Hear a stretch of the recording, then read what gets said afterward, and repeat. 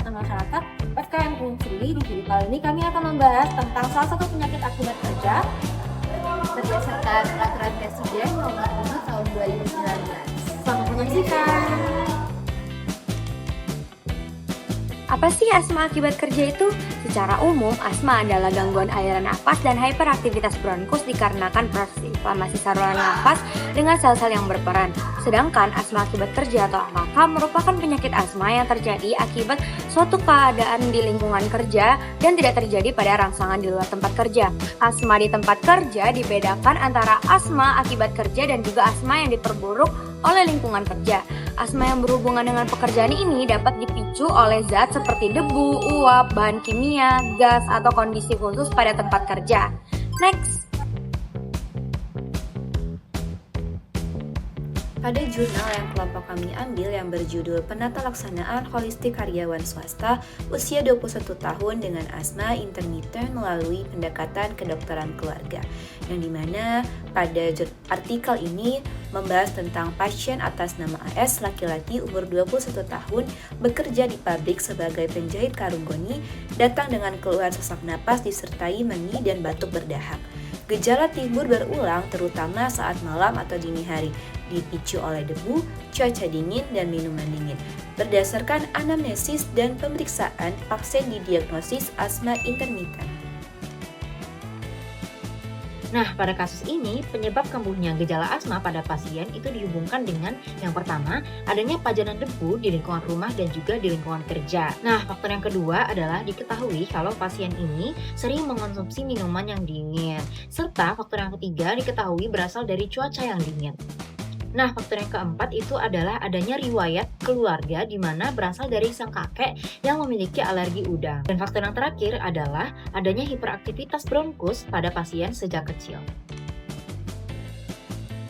Ya, bagian faktor risiko dari asma akibat kerja. Dan yang pertama itu adalah faktor internal yang dapat berupa faktor genetik asma pada keluarga, alergi atau atopis seperti rinitis alergi dan juga dermatitis alergi, hiperaktivitas bronkus, jenis kelamin dan juga ras. Dalam jurnal yang kami pilih, faktor internal dari pasien dengan inisial AS adalah sebagai berikut. Yang pertama adanya riwayat keluarga, yaitu kakek dari pihak ibu beliau memiliki riwayat alergi. Yang kedua riwayat pribadi di mana dia mengalami gejala asma sejak usia 5 tahun dan sering mengonsumsi minuman dingin. Yang ketiga adalah kurangnya pengetahuan tentang penyebab dan juga pencegahan kekambuhan asma. Next. Selanjutnya itu faktor eksternal atau environmental factor, di mana yang pertama itu pola pengobatan keluarga yang cenderung kuratif, bukan preventif. Yang kedua, pekerjaan sebagai penjahit karung goni yang banyak debu. Yang ketiga itu lingkungan rumah berdebu atau dekat jalan besar tanpa saringan ventilasi. Dan yang keempat itu perubahan cuaca yang tidak menentu. Regulasi dan juga standar K3 yang relevan terkait penyakit asma akibat kerja yaitu PP nomor 7 tahun 2019 mengakui bahwa asma okupasional sebagai penyakit akibat kerja yang dapat diklaim untuk kompensasi dan juga perawatan. Nah, untuk pencegahan dan juga pengendalian penyakit asma akibat kerja, perusahaan wajib menerapkan hierarki pengendalian yang meliputi eliminasi atau substitusi bahan penyebab asma, pengendalian teknis, pengendalian administratif, dan penggunaan APD. Nah, pemeriksaan kesehatan berkala juga diwajibkan untuk pekerja yang beresiko terpapar zat pemicu asma untuk deteksi dini dan juga pencegahan penyakit yang lebih parah. Para pekerja yang sering terpapar asap kimia, gas, dan debu itu sangat rentan mengalami kondisi asma ini. Keluhan biasanya semakin cepat timbul jika pekerja tidak memakai alat pelindung berupa masker wajah. Asma yang dipicu oleh pekerjaan memiliki gejala yang sama dengan penyakit asma pada umumnya, yaitu meni, sesak napas, dan juga batuk. Hanya saja gejala asma yang muncul ini biasanya akan memburuk saat sedang bekerja dan membaik ketika sedang libur. Tingkat keparahan asma karena pekerjaan itu tergantung seberapa lama Anda terpapar pemicunya. Semakin lama dan semakin sering Anda terpapar, semakin parah pula gejala asma yang muncul.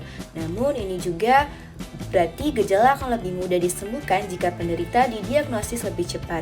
Selain itu, faktor lingkungan juga dapat mempengaruhi individu dengan kecenderungan atau predisposisi asma untuk berkembang menjadi asma. Lingkungan yang menunjang berbagai macam alergen seperti debu dan asap itu menyebabkan terjadinya eksaserbasi atau menyebabkan gejala-gejala asma menyertap. Oke, selanjutnya pada jurnal yang berjudul Diagnosis dan Tata Laksana Terbaru Asma Akibat Kerja menyatakan bahwa sekitar 17% kasus asma pada orang dewasa itu berkaitan dengan pajanan pekerjaan.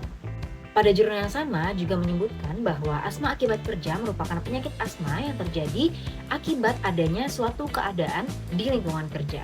Nah, berdasarkan jurnal yang sama juga, asma akibat kerja memiliki dua bentuk nih teman-teman.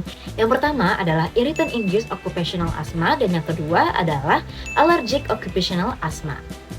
Nah, kalau irritant induced occupational asthma itu biasanya terjadi ketika seseorang itu sudah terkena paparan yang cukup tinggi dari bahan kimia yang juga mengiritasi. Contohnya itu kayak amonia. Nah, kalau allergic occupational asthma itu disebabkan oleh sensitisasi seseorang terhadap agen kimia tertentu di tempat kerja. Pekerja yang berprofesi sebagai tukang bangunan, tukang kayu, dan sebagainya itu juga dapat memiliki potensi untuk terkena asma dengan agen yang memiliki molekul rendah seperti debu kayu. Selain itu, seorang ahli metalurgi ataupun seorang dokter gigi juga sering terpapar platinum salt yang juga dapat meningkatkan risiko untuk terkena asma akibat kerja. Bukan hanya itu saja, seorang pelukis dan atau seseorang yang bekerja di industri kosmetik juga sering terpapar yang namanya formaldehida yang juga menjadi salah satu agen kimia yang dapat meningkatkan seseorang untuk terkena asma akibat kerja. Nah, termasuk juga dengan peternak hewan, di mana peternak hewan akan sering terpapar dengan kotoran-kotoran hewan dan atau bulu hewan yang juga dapat mengandung agen-agen yang dapat meningkatkan terkenanya asma akibat kerja pada pekerja tersebut. Masuk ke upaya, jadi ada beberapa upaya yang bisa kita lakukan untuk mencegah penyakit asma akibat kerja. Yang pertama itu pencegahan paparan terhadap agen penyebab, di mana itu kita bisa melakukan eliminasi total paparan. Jika asma disebabkan oleh agen sensitisasi, maka semua bentuk paparan terhadap agen tersebut harus dihindari sepenuhnya karena risiko permanen seperti obstruksi saluran nafas, bronkospasme berat, bahkan kematian. Yang kedua itu pengawasan kesehatan sebagai pencegahan sekunder yang tujuannya itu untuk mendeteksi gejala asma sejak dini sebelum berkembang menjadi kondisi kronis.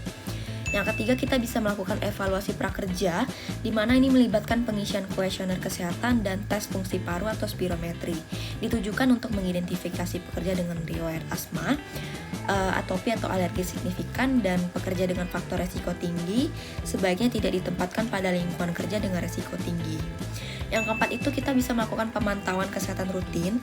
Itu disarankan dilakukan 3 bulan dan 12 bulan setelah mulai bekerja, yang tujuannya itu untuk membandingkan kondisi pernafasan dari waktu ke waktu. Yang kelima, pengendalian lingkungan kerja, di mana kita bisa melakukan pengendalian sumber paparan, misalnya seperti diventilasi atau substitusi bahan kimia berbahaya.